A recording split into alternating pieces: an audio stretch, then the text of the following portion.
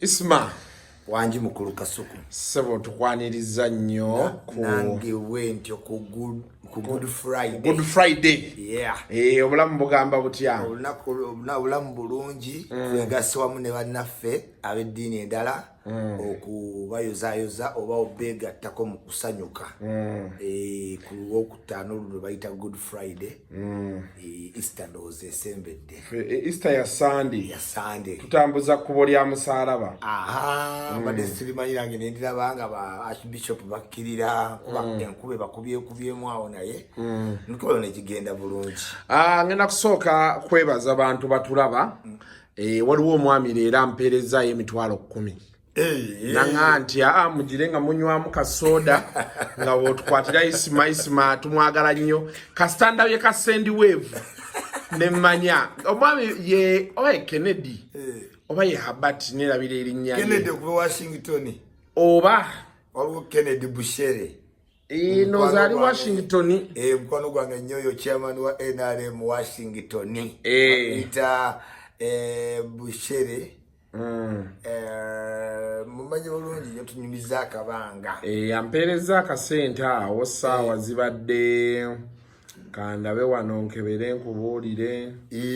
tweyanziza bannange tegeeza mugende muwuliriza ddala tobuuka obulango obulango tobuukira ddala kaki kalango kalabe gumiikiriza akatali kabbanga ki dene ate tulaye ng'omukutu gweyongera mu maaso layikinga sharinga commentinga. Yeah, so omukulu oyo tweyanziza nnyo tweyanzeege akasente ku Kasuku ebintu byonna twabizza mu legiti omuntu wakuwa ekintu vaayo boldly nti bakuwadde ki nze bannaye Katonda akyanyambye ninaye abampeerezaayo 5 10 kwegamba omwezi gugenda okuggwako ng'ekintu kitambuza. Tusookerewa tukansookere tubeera kugera ku bajjo twogere ku Sheikh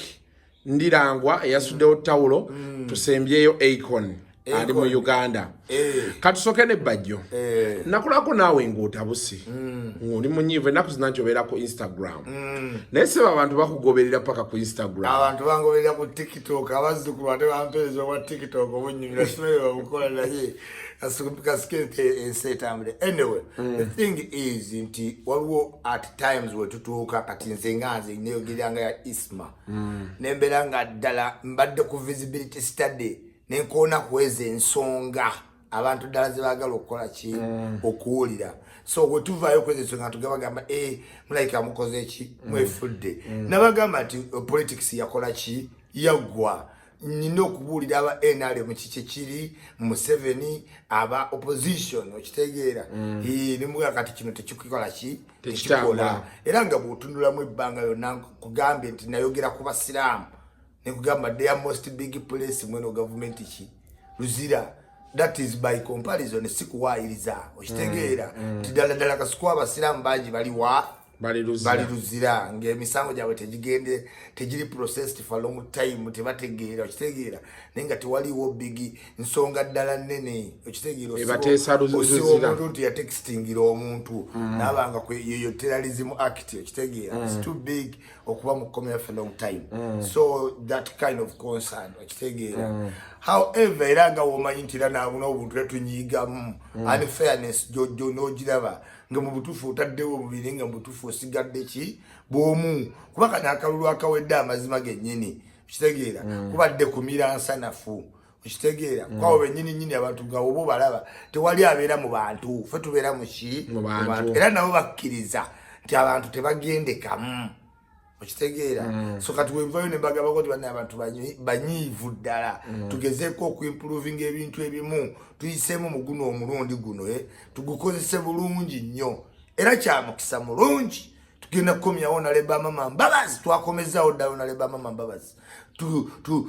to sanitize clean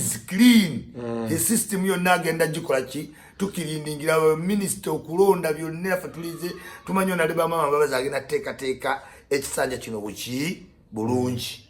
Yeah. So temuli disgruntled nti oba muli kuba nalabye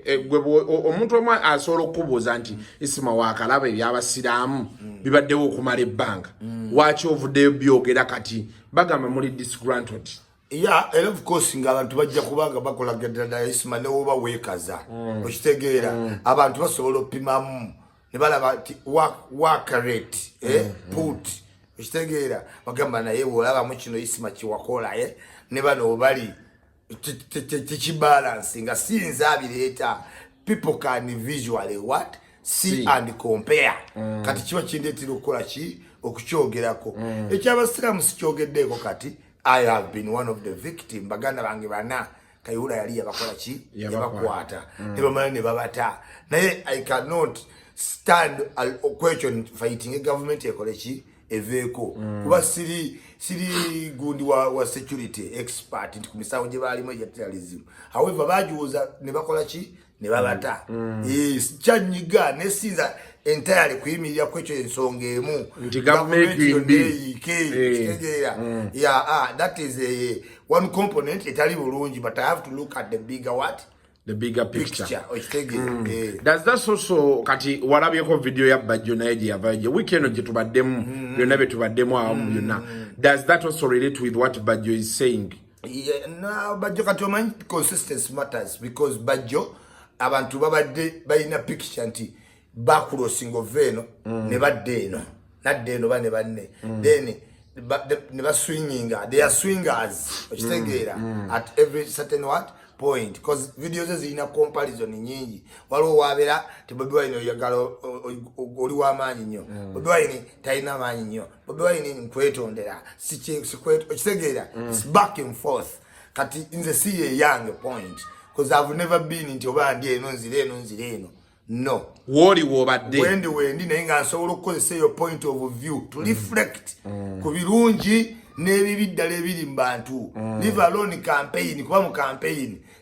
mba siuliwo to reflect mbadiwo to promote okulaba nti candidate wawangula but that does not mean nti siyina byendabye muki mu mbeera eyo bye tulina ku rectifyinga. Okay, so ekyabajjo kyawukanamu consistency yekitta nti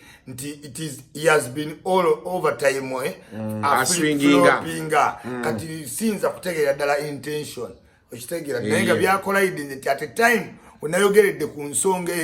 ezo era ate naye weyakoledde so people ne bagatta ne bagamba ndowooza tuli disgruntled. Yeah. Okay. So katusabe, so there is no any toina issue yonna nti oba tebakusasula sirina issue yonna naye ngera okutunula mu structure okusiimanga accordingly because over time era babadde balina eyo problem nti waliwo omuntu gwe balaba nga ayeewo okitegeera naye na ending up nga embeera ye tebagisuubira nga waali bujja n'olaba example nti butunulira embeera yakakoza mutale tematchinga na effort ne trade gye yafuna mbaki mbantu abiriga omugenzi okitegeera olaba nga tematchinga ne effort ne yali ayirawo ki butunulira ofuna opondo omwogezi wa government they are defending a government for everything tamatchinga n'abantu abazobuki obuzi yet mu festival yateekawo buli nsonga naye sima abamukumu okay oyinza okwaga tolimu ne waliwo abajja bafulu figure abo babajjo bennyini babebe cool ne bafuna sente nyingi anti kyegambye nti time yabo bwe yali nti be bali okitegeera do you think now is the right time to complain kubana mmwe tubeera tulowooza nti mwafuna share yammwe tewaliwo nnyo alina mugatte naye abantu bagenda owagira sides nga balina bye baprojectinze nti alaba basanze awagira baba bebe kulu bavuga zi V8 okitegeera bani nga bavuga zino kati oba otambuza boda bwekigwako ekisanyo obolowooza okay kubanga nawe oba wakozesa emmotoka okitegeera so naye kati ekisooka mu Buganda wano abasinga we mwali babakuba bubi nnyo omusajja tannalayira mworedde mwagala kubasiima because most people have come out to say Buganda baba kuba there was no work done kuba enkuba gye baba kuba mute bagikuba nga NRM kalulu mu Buganda naye ate era mu musigala mu kyayagala okusiimibwa for delivering zero results. It was not necessary that to concentrating on Buganda wadenga ati abasingo blogging mu Luganda really diversify ku all districts okitegedde naye wadenga bakuba mu Buganda but katinganze particular na nja kugwa claim nti ate nali mu northern region. I was deployed in the northern region kate ya wangula nintuka mu east okitegeera so baba bakuba mu Uganda mu Buganda yes but sakola mu Buganda kukachi entirely two bakuba mu Buganda mainly ensobi eri kubali formal leaders nga bakiwanda ti alina budget ya mobilization wano muki Kampala nze nali volunteer naye nekanga nti emukutu gwe nali nkolerako kwe guliko at a time akalulu akagwa nga tukozesa Facebook. This is a new paradigm shift. So kati nemanga abantu bagoberera in so doing ne beyongera kati nze simanyo bonna abangobera bali mu Kampala kuba nina ab'ekisolo wawa. So since I blaming for only Kampala, I must blame myself for Kampala as I take credit for the winning areas. Okay. Today ko Akon. Yes. Akon ali lwakitula saawa eno wetwogerera. Yeah, but the agenda ku meeting Akon. Yes. Oturone tukutwala. Na chama nyanya bintu bya mubibya bano ba celebrity ntinsulenga ndaba abantu bedda bakuba amasimu bagende emisinde ngobwa amabumanyi. Naye ngaza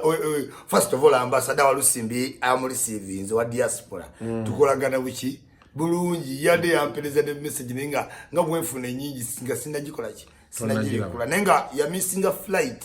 yali ayina kujja sometime back. Era nga kwendi kuki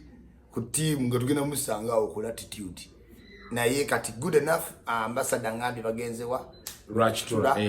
Akon yava mu music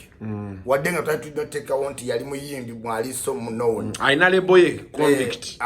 kati ne Kenzo na mu receiving na inga ye yava mu music oyo the day bwe yagenda na meeting aba billionaire okufuna idea ya Africa nga mazoli realizing ati America teba nkonsi y'abantu bavudde mu Africa. It's too expensive for us. Ogenda bugenzi muki mu America was never designed for us. Era bwe bamubuuza today Akon ya bamubuuza yo an America babaita Black American, African American. Ata ya chusiza kati agama no I am an African who grew up in America. Era gama America since yabadugavu olunaku lwe yagenda nga afunye idea yali ayina emmotoka nga bagiyita Bugatti ngegula 2.5 million US dollars ngayambadde chain ya mitwala $5 just ear ice in ears nga nazo za bay kati yagenda aba billionaire balina okusakira ku project ye yo lighting up Africa yasanga abasajja bali mbosati ne buno bujini bulli obusiwu nga bali eyo kati natuuka ko nga yazooku okwewola ngali expensive nnyo kubaza okola ki okwewolako weyamala meeting eyo yamuwa reflection y'amaanyi olunaku lwe yejjako bling motoka ezebbeeyi yategera nti ebyo tebigasa once you have too much money in a poor community go ina nezaabwe kati yagenda olaba nga too much demand bwatunula ku Senegal neyetunuulira kati wa star bazewo today bafuka babantu nga olaba LeBron James kati akola scholarships z'abaana kusoma mu America. LeBron James yakola n'essomero kati wavawo celebrities mono w'okugamba nina mansion nini n'eryato kati ba star bafuka abantu bayambi reflection ba society kuba be bajja ne batuga nti tubadde mu mbeera bweti be bajja kati ate bo babeera bakola kuyamba banate kubajja mu mbeera eyo okitegeera yeah kakati oyembera yo neleta Akon okureflectinga era building the city ye mu Senegal nene eyo city nga ali akoza amaka nga olaba America attracting ba stars to start coming back to what to Africa. So that kuanti basobola okubeera nga bali comfortable. Actually nalaba ne Samuel L. Jackson oba yafuna passport ya Chad. Batandise nga olaba nti kati Jamaica yaggulawo nti yo terina na visa ku nsi yayo ku bantu abaddugavu. Even Ghana yajjawo ties ne Jamaica. Era bagala abajamaica batandika abayimbi ba reggae bano bayita ba Sizzla Kalonji. Batandika da okukamba abaddugavu nti tudeewa ewaffe gye tubeerera ddala. Kozi nange mbadde Europe kasuku wokomawo wanongo obulamu bwo. There is a whole new life thing. Kati Akon reflection y'endala. Era project za zokola ne baani ne ba Museveni. So kati wanaze kwa mchara we yajjako wano mu Kalulu nga tuli mu Kalulu wakati wennyini na meeting era Museveni. Yes. So kati abadde akati kuluna eraze ku lighting up. Bayina project ya lighting up chi Africa very nungi 500 towns mu Africa cities. Era yali yagironchinga dda. So nze ndowooza kintu kya kabi nnyo okulaba nga tufuna such a project mu Africa. Nesaagala ate bantu tubeere so low. Abululu bwawedde mu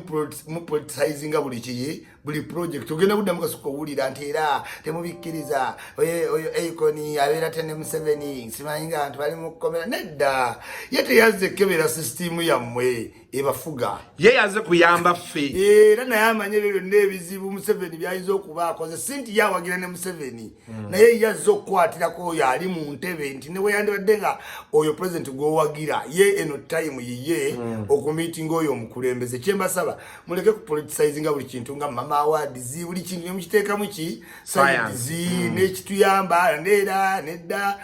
oye ngebyabadde wano mu kuligest mu byabayimbi already chaos yatali yabayimbi babadde bali ku kyeyo ndalabye nti waliyo sako yazeba we sente ati was stimulus fund baba lobbyingira 57 billion kati time sente egenda kukola ki kufuluma kati microfinance yazze ne bateeka mu registration ebisobole okubanga fund eri eyitira mu ki mu microfinance era nga baagala babayigirize saving okwewola babeerenga omuyimbi naye alina checks and balance eri organized omanyi omulimu teguliko CV oyingira buki buyingizi that's why babadde wali buli muntu yatandise ati atono simuyimbi simulaba nko wayimba wawo kitegeera naye tekuli CV nga tuwogamba nayimbawo gaga nayimbye eggulo oba na intention okuva eggulo I have intention oliazo oranogenda mu studio leero nakuba akayimba I can say from now I want to naye nalabye Kenzo okay bangambye yaddeyo nga tourism ambassador ndabye Bebe Cool ne mukyala we Zuwe Nandoza waddeyo Rachtura nga bali ne Akon babakubye ekifaananyi nebuuza nti apart from kuba oli ajja kuŋŋamba nti ekibuuzo ky'obuuza kikwataganira n'ebiri apart from okuba nti azze kubya lighting up bano baserebu be baleese bagize kuba parading nga kwekubya bifaananyi oba kiki kye basobola bo okufuna ku Akon ngazze ne beekubya naye ekifaananyi kati nawala nti Bebe Cool oba Kenzo kyali nnyo wa CDF nga bagamba nti yatere nnyo okumubeera emabega mu bintu ebisinga amwagala nnyo music we n'ebisigadde Bebe Cool kyali wa Museveni era olaba nti alina okubanga naye yafunye akanyonyi oba ne bamugamba eggulu nti vugojjewa Rachtura. Now when they get such opportunities musically how do they benefit from Akon alina record label eya Convict? Well, kati mu Uganda nga muyimbi Bebe Cool first of all akugamba you must take every chance. Ekyo kyo Bebe Cool oyino kimwagalako you like or don't. He takes opportunity where it matters. Okitegeera. Kiraga ky'abayimbi we connecting buki bulungi. Kati whether bo bamufunamu ekiri music nga ina label it's upon Bebe Cool nga mu meetings. This is why I facing nnyo criticism agenda n'abeera mu build up y'ebintu ebirungi bingi niwe ziba award ojjukira conflict ya awards yafunanga ennyo abantu batukale bagambuzize mu Bebe Cool awards Bebe Cool n'azidduka. It was simply because Bebe Cool ayaganya okuba involved mu waka plani ne ku mama award abaddemu mu waka plan tajja buzinga abayimbi abala kati subconscious mind yo muna Uganda bwe bamuwa award ng'ate yamulaba mu build up ng'agamba yagoze bugozi okitegedde ya nayenga it's good kati nga bebe kulu era tulina questions ezomubuuza nga Akon akoze eki agenze watwafuna ki mu business kale kya be wamala okwekubya naye ekifaananyi ekyo media tukikoze ki tukimaze of course bebe kulu yasukka ddala level y'okwekuba obukubi ekifaananyi I hope he has something to front to Akon. Whether it comes, he will wait to be seen. So because tulabye abantu bangi challenge y'abana Uganda ebaddemu omuntu ajja n'asinkana kati nga Ham oba Sudiru nekubya naye ekifaananyi ne basponsoring abamawulire bawandika Ham agenda kumuteeka mu miliyoni 2 mu concert ye nenga beekubiza bwekubya kifaananyi ayagala kulya masappe then yazireeta n'omubuuza tukukolera charity show Hamu yakuwaayo ebibiri byali bya masappe biki ateze ebintu biraba kasoko omugagga yabambi abatategedde ku eyo mission yoyo omuntu ali mulaiti okitegeera atigaze isima bwe nekubya naye kifaananyi nze nengamba omunamawulire wandiike eno taito kati yenga talina na kyakola ki kyamanyi kubanga jjuke waliyo omuntu yagenda n'ateeka kirumira mu luyimba yagenda kewa kirumira n'amaana agamze video sajja ngo video yaki tisente simanyi jangu mulonchi mweri video gitwali mu luyimba ko se Uganda wange ebyo nali mbyagwa kwololo nabiri busaagi byeyongera because challenge eriwo esinga so many stars have come here and nze ndowooza nti overtime kuba kati ngenda kugamba saawa eno mu mawulire waliwo abantu baga nti kasuku nga tokyali kasuku oli owedda because nange siraba kipya bantu baffe kye bakola era olaba omuntu ngadduse agenze yekubiza ekifaananyi ne Akon n'omubuuza nti kati ekyo kyawedde at your age nebbanga lyobadde mu industry profile yo byesoma okay you Akon started sola kijjawo ofunye omukisa ogwekubya naye ekifaananyi then what next ofunye omukisa ogumuyimirira emabega then what next kati omanyi waliwo okugamba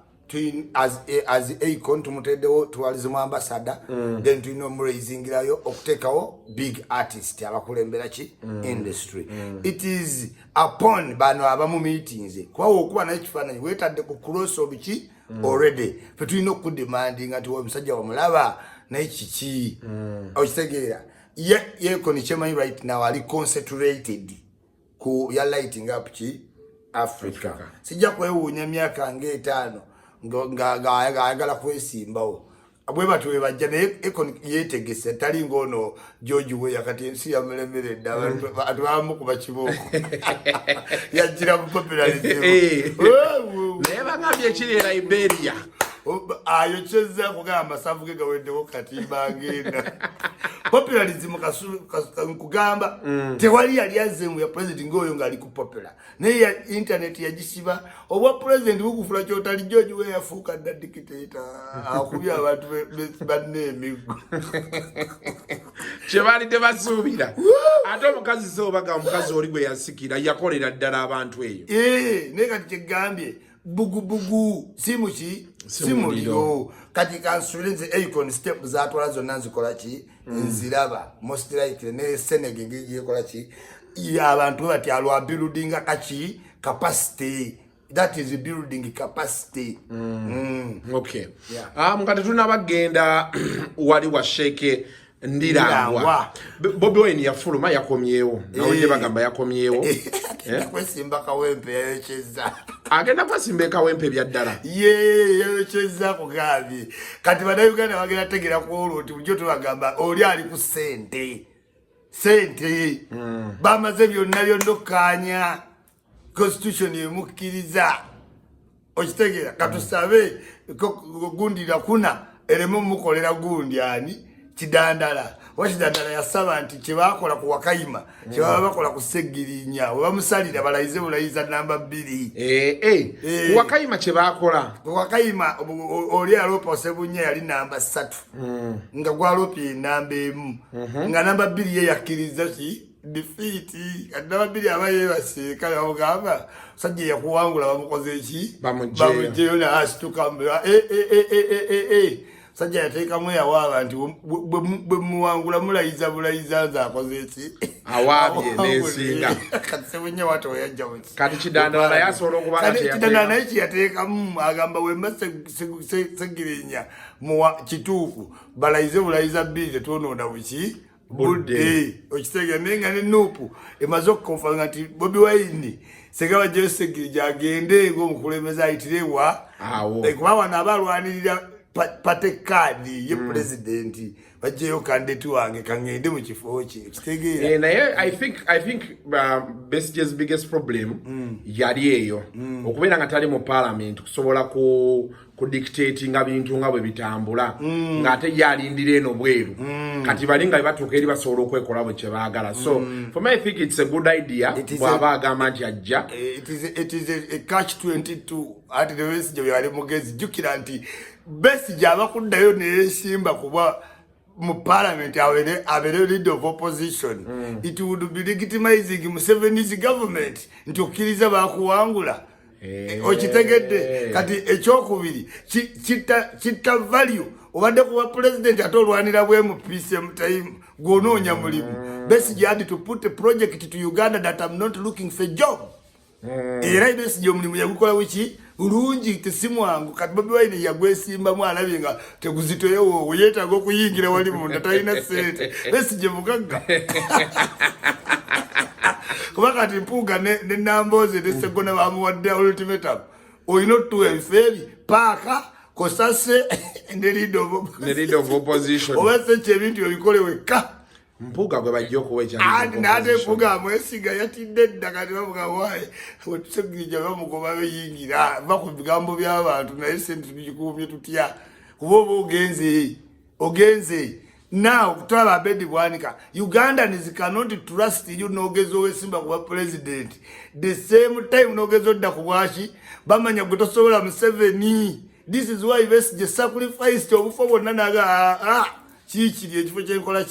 kyenjaga there will be no way gyogenda gamba bannayuganda nti you want to remove a dictator when you are confirming yourself as a leader of opposition okitegeera era kati olaba Wikipedia ya Joe Ssenyonyi egenze ekyukakyuka lulinga agamba Bobi Wine won direction kati ate kuliko Bobi Wine lost to Museveni ku Wikipedia ya Ssenyonyi era bennyini beekuba kati abalina okubasalawo babloga tetukyalina kye tubakolera bayomba bokka Sauda Madada nayomba tisimayiro mikisi bagwamu tebalina target ndala there is nothing more chwa naga akasukubera okubeera dynamic mu kwogera kirungi ze Ismail ndi kubyabufuzi kati ngenda nde musi waliwo omukolo gwe wambadde omunene akaisimo jjanyumira ku bwemesi era salvador okusaasire tekyamagero corporate event simbaga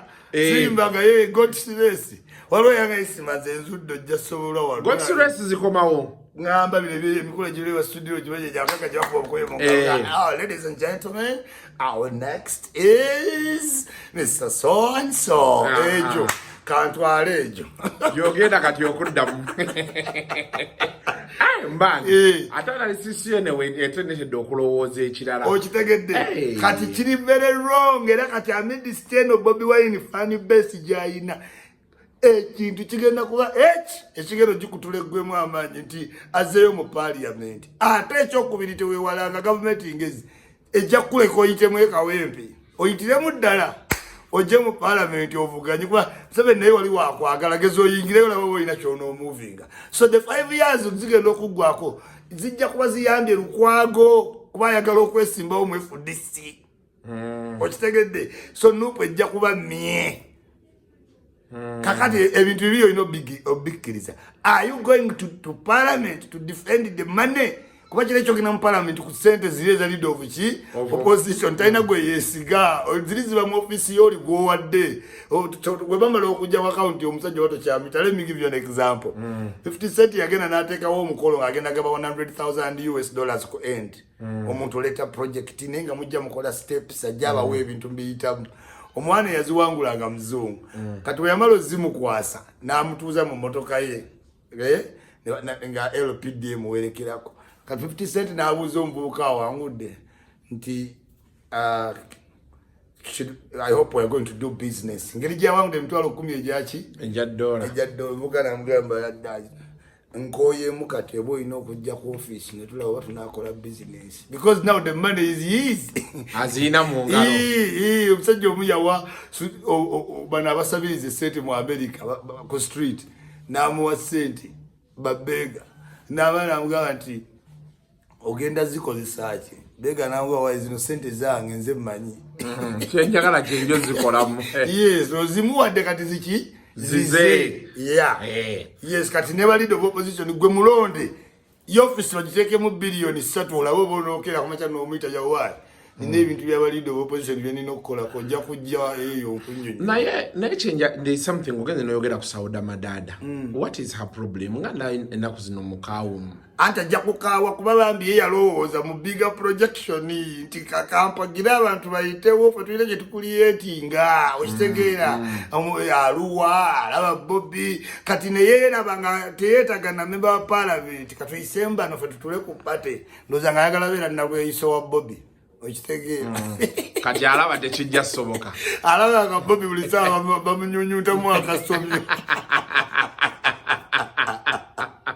Ojitegeera bamunyunyuta mu akasomyo okitegeera naye alaba bimusobedde abadamanyi bajja tulanga n'omukulu abakulu bajje meeting aba MP okitegeera bamumwe ekitiibwa bamusanga ku head office tomanyidde ddala lolo naye nga omanyi nti ali close ku muki ku mukulu kati ageza omukulu ne wabeerawo feyo tukyayagalayo ki okitegeera okay now finally nga tuwunzika eggulo ekiro that is Friday evening okireera Sheikh ndirangwa Sheikh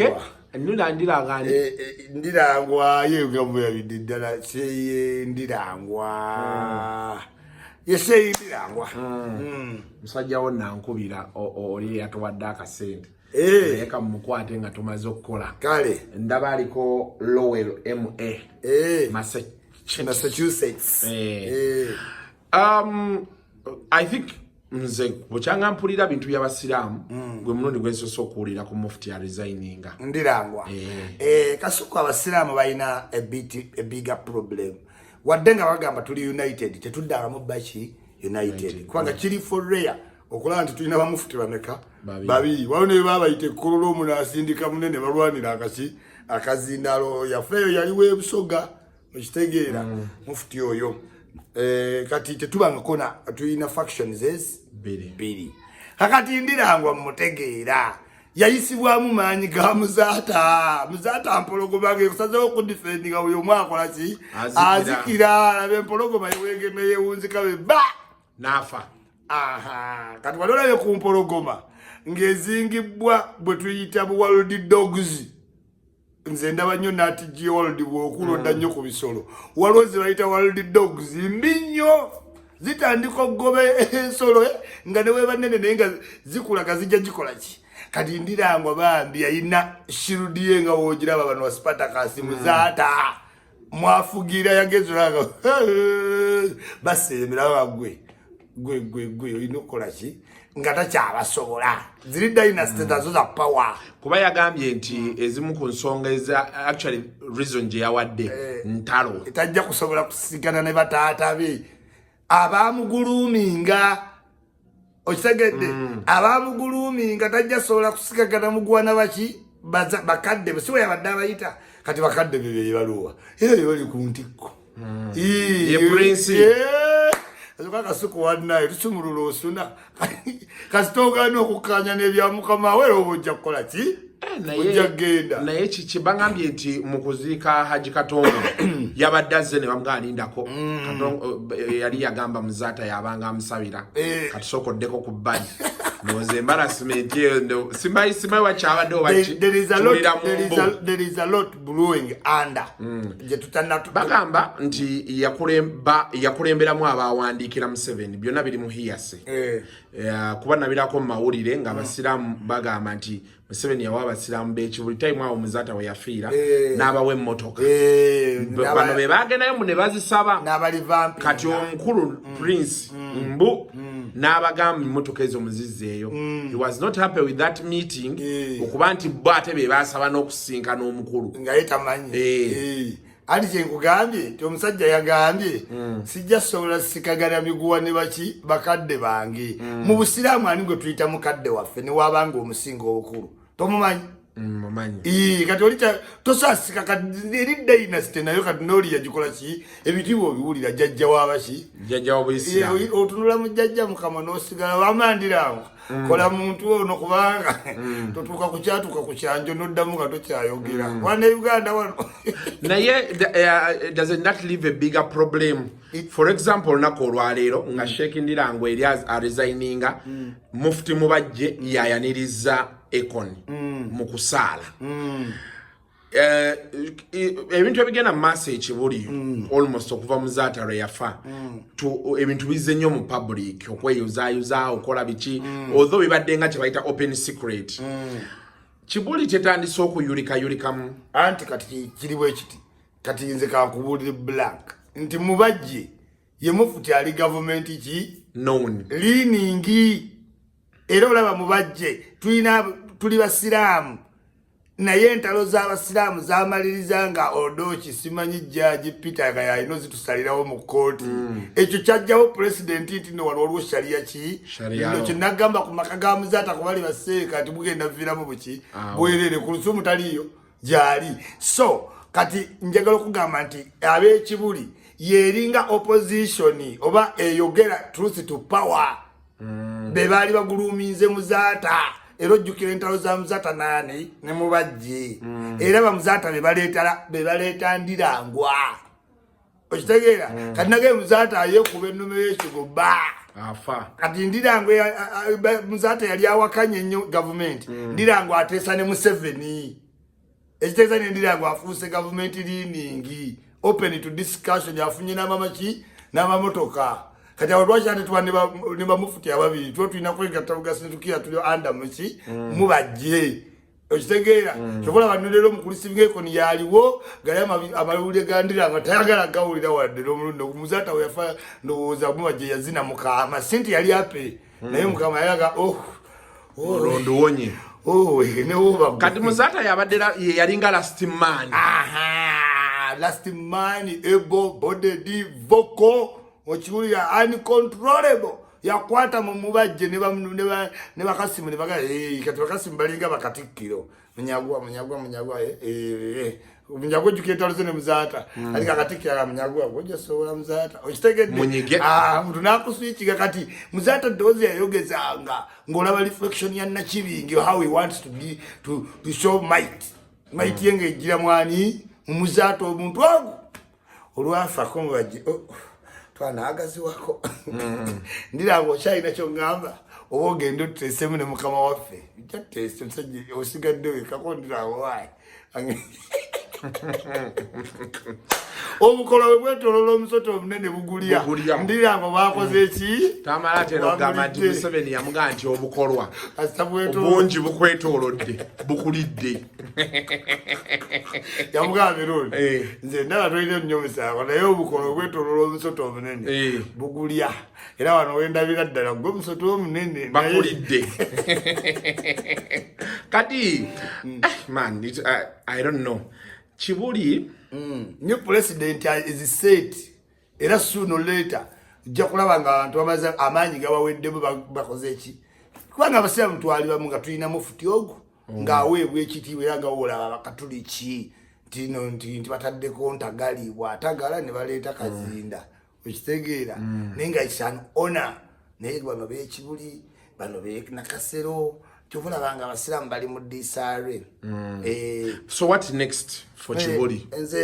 Because this is of course going to send so many shockwaves. Waliwo abantu bangi abajja okugamba nti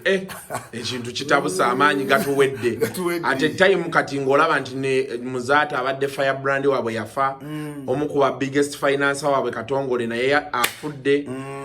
kibaleka obusiraamu era waliwo tugenda funa new world order Kasuku simba siramboka there is going to be a new world order Kasuku waliwo omuntu atagenda ng'abadde wa mabaala naye nga covid golabanga abadde omubi naye ng'alimu ebirungi ng'omuntu yasobola otula naga nalina fiirwa dda buli wenyinyuka nga ngenda ku gundi nga nywa weziti nga ndi abantu bamanyidde kati new world ki order waliwo ebintu ebigenda okuba set president one new lekati nga byebipya oluva kwa covid okola ki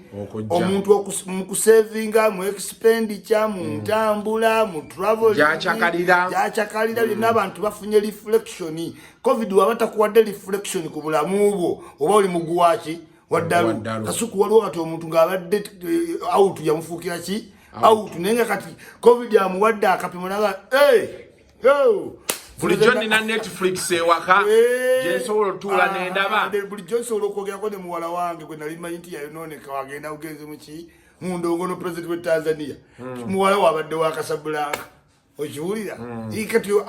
afunye new world ki order okitegera kansuubire nti ndiranga okuvaawo kwe ate tetwongereyo okuleeta divisioning senga ku byamba bya mine tumvaawo ne twegatta omulundi guki ngumu tusobola okuba nga tuli batono nnyo okuba divided mweno Uganda the more we are divided as Muslims awo tusanga nga ate tuli batono mu bifo ebyobuvunaanizibwa n'okukaayana tetukaayana cause voice y'abakatuliki nga olonda cabinet olina ojjibali winga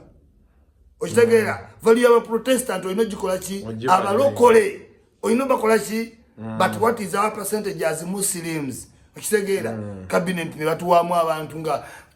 kirunda kiva ejinda afudde nga naawe omulaba Moses ali mu corona yagabira abantu ba Jumani eryato naino yabawo bali ankasi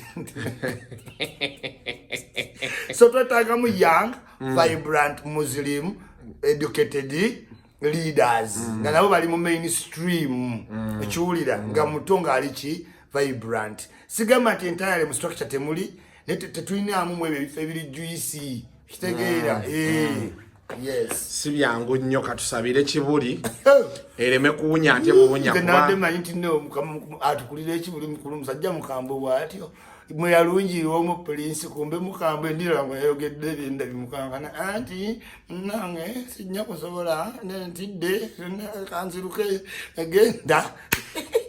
nendirangwa mukumulonda abantu abamu bagamba teyalina nnyo bidi anti gambye sajja kuvadda waliwo abaali baga simanyi how true it was gaga yali ne mu kitabo yali akubamu ulira Ndirango was all overwhelmed by the support and the voice of one man. Era abasinga bali baganti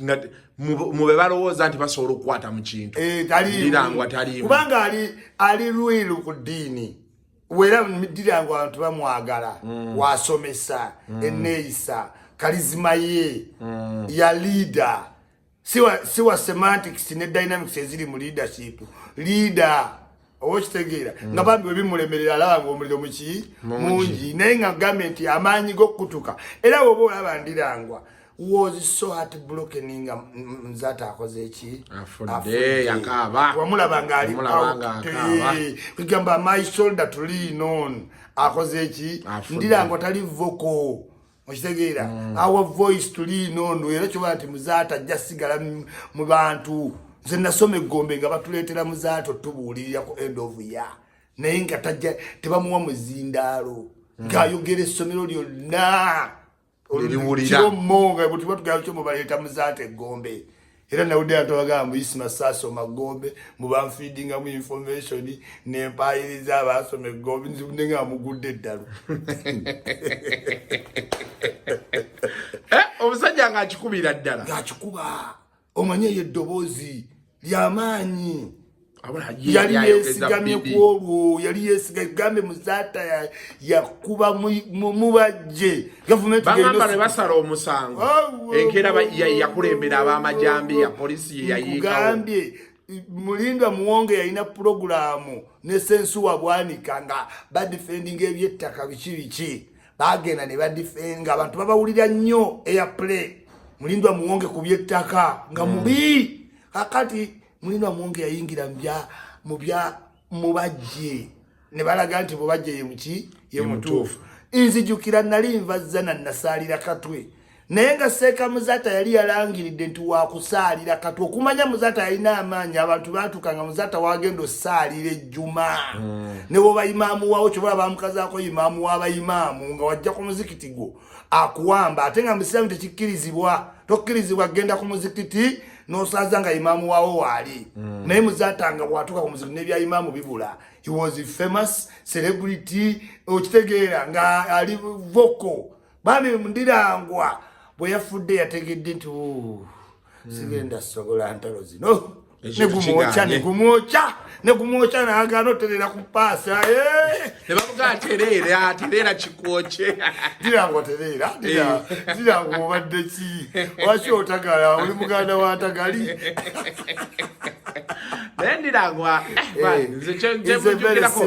is a simple man wala ifana bya muwala we byalikinga nga omanyi ebintu era nga banaku blackmail nga abana tuzaala myoyo Kasuku walabako ku bya mwana wa Mutasa Kafeero ate abana b'abantu abali prominent today nsi yayononeka. Kasuku mutabani wo amanyi ayina ebintu byali entitled to tamanyi nti byakuwakinga fo iPad omuntu wala mu motoka ku mulimu kumachanga agenda daddy ambulera okitegeera conflicts Weetabix yebyo abimanyi nti biri obligatory bibeera waki waka kati tabitwala nga mukisati tata Kasuku akola nnyo mbibine teka bino bawo nekati omwana w'omwavu okitegeera nga mama agenda ku mukolo najjako n'emmere y'olumbe mama bwageza neyevaamu newe kabaka saawa abaana abo bajjukira mu ssomero nga tata saawa ye newe bajjiiko so they grew nga appreciating nga abantu abafuuka ab'obuvunaanyizibwa mu society netunula mu baana b'abagagga mbuulirayo mwana w'omugagga gw'omanyi nti era ono kojjeko n'omuwala wa Kalungi gwe nalabye alina some project otegeera oba muwala wa mukulu akola ku Trace naye abaana b'abagagga ebisinga they get spoiled at home nolaba nude pictures kuba kulanga ali free ne tata gwe tata omutya mu public yeta mutya agamba tata wange okiwulidde kati abaana b'abagagga bambi ne baseeka teweewuunye ensi ozaala myoyo n'okirekawo anyway Sheikh Ndirangwa katumusabire tukwagaliza Ndirangwa byonna byoddako you were very prominent man oli calm kasubire nti decision yo came out of your heart nenze nga we nalabye bamusindise nalabye nga wansi waliwo asiise flag panning eyo kyolwocha nga atula atateera. Now finally Ajikatongole yafa Ajikatongole wano no wanekyanja waggulu ayina ennyumba bagamba bayali ya Sekyanzi gye yagula ya Sekyanzi nakola waawo waddewo restaurant actually waliwo restaurant washing bay namusanga ukawe emirundi esatu netwala tunyumya naye nenga musajja ali simple nga anyumya nnyo nze mmanyi nyampita isima jangu kati omanyi nga mu kisiibo nga rutini ti Wilson emotoka zivuga buli wagwe nga tujizewa Bukono site twalina nga sente zigula nenga atwijina itinga ababbi bakifeesa abo myala bo manyawo basopi nga babere wajani Katongole abantu bamwachuzinga ko kuba ne bakifeesa nenga ate engeri gye yafuga mu Yutoda Kasuku Yutoda had a name yalite yasoma nenge bintu biri informal nenga ate birina leadership structure balina kutwala opanga byali anitaide nenga birina system okiwulira yabeeranga wo Yutoda oyo nga ayagala mu 7 nge motoka za campaign ozitandika nga buli motoka etwala butwaza abantu bamuki mu 7 nga kizibu mu kubaka ki akalulu n'ebintu byajja mu ab'ebitabo ba Jennifer Musisi okitegeera restructuring byatta ebintu biki bingi yabeezawo abantu bangi Ajikatongole nkubuulira ate nga muntu wa bulijjo tumutwalira ebizibu batukwata ku CPS Ajikatongole omwana yabye essimu ali mukoba ibyo nanga mumutuukako era nga olaba ajamisi okitegeera nga olaba ajani amisi so oyinza osanga jamisi nga yogera ne section of people abawansi nnyo n'ogamba just otuuka mu ttawuli Ajikatongole yalinga wonna olaba bano omusajja oyo yali owegundi oyo Pablo Escobar yete yali ne mu drugs Ajikatongole n'engamba okwagalwa abantu Escobar yakolanga ebye naye ngaddiza abantu anti ng'ayagalwa person kati gwe ng'obeera mbale ng'oyogera ku Escobar nga yakoze ki yategedde daga ne Ajikatongole yayina network ku park awo nga ne bwatambuza ebigere okitegeera ajamisi ne bwatambuza ebigere abantu bokka bamuwashinga over babyaki bangi so nze nalumwa nnyo nga Yutoda evuddewo naye ate yakuza bulungi abantu bangi ono kyanja ne najjira gwolaba baana be n'abatabani be bazimba muno Babu Chiyanja abo bonna bajuma Lukatongole basema properties ba Medi bonna abo family si abazala directly naye yatuka natuzaala kubanga nga obomanya abaana beero bamuki mwana we yabayigiriza gamyo no yonna kyanja gula banajjera abaana abagula mu amapoloti n'okuzimbagana amayumba n'otunda apartment bonna bali attached kwa Jani Katongole Lavata abo bonna wano oyita okuringi road agamataka gebasanze mu ebyo biswampe area gonna baana be era nze kimanya abalese buki bulungi kansubira ekintu kimu ekintu kino omuze gwe saagala guli continuous Kasuku tulina okuvumirira ogw'abantu okufa abantu batandika ngo yombera nyini ku siini era bakyogeddeko mu ekibuli ne bagamba nti kuba bagambye nalabira nsoma mawulire mu ono bwino nti we yafiiridde nga ayinamu okucankana ne mukazi we namba emu ng'omukazi ayagala afuge buli kimu okitegeera era waliwo yadde ayogera saategedde oba yadde omukyalo oyo bayaddaani ng'aga nti banaye katusuubire ebintu tebigenda kugenda mu mawulire ng'ebyamuzaata bwe byali. President eyo mbi nnyo sijagala eyuzayuza abantu b'ebitibwa n'otugaluga mukulu tewaali kantu kati abantu batuleka funa tuweddemu amaanyi nti ennyumba ya Sheikh Muzaata teyayinaamu wadde ekikumi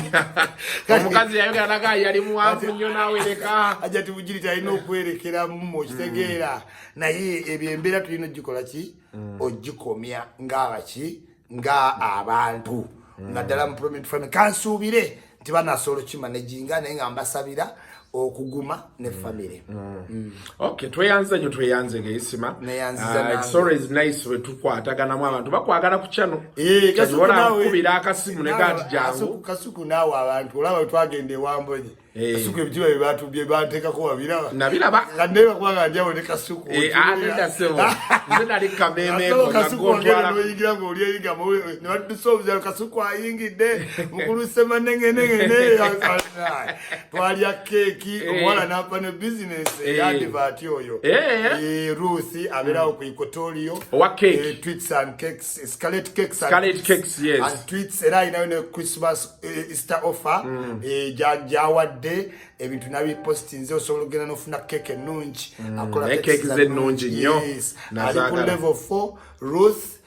Scarlet cakes and tweets yes okay abantu abatula abatebeerabira okusubscribinga likinga ate goberera akalanga akadakiika emu bbiri kakole ki tobuuka waliwo akalala kati ke twatandise osobola okulaba programu neggwayo ate gwe n'ogireka ku idoling n'oddamu n'ogizannya obulanga obuli ne busobola oyitamu oba kaddakiika 3 oba ddakiika 2 kati gobeera ogenze mu bibyo gwe n'olekaawo obulango ne bukola ki ne buyita so oba tuwagidde nnyo ng'owagidde ne muganda wo Kasuku omwana we n'omusanga mu ssomero eryakabi by the way abantu okuba n'abagamba ebintu ebyo enjawulo ngirabye open minded nation yeyina okugjawo Kasuku abantu bayiga civility oyogera ekintu n'okijja ku mutima ofuna eddembe olw'omuntu waako atolaba nze Kasuku ebirabo jajja kankuwa ekirabo ekisubulula nze ekintu kyonna nakisumulira ku live sindi kyenjagala kati bafaani kyebakola ki kyebaagala abantu balekawo n'abantu bagayisima kankuwe nga yamampa nkyambadde ensi yonna endabye ensiimye kale tweyanza nnyo abantu kajambo iste nungi muvuge bulungi don't drink and eat yourself sire mtu akuyise nogatta ebijanjalo nyama ngege biki that's eating yourself sire ukiwulira nenga gatta akantu katonotono genda abantu bakuyise tusanyuka kusinga bannanyini waka tunasanyukirira ku mwawaka n'ogabannaye obaano ayerabidde nti si wuwe kale mubeere bulungi mweraba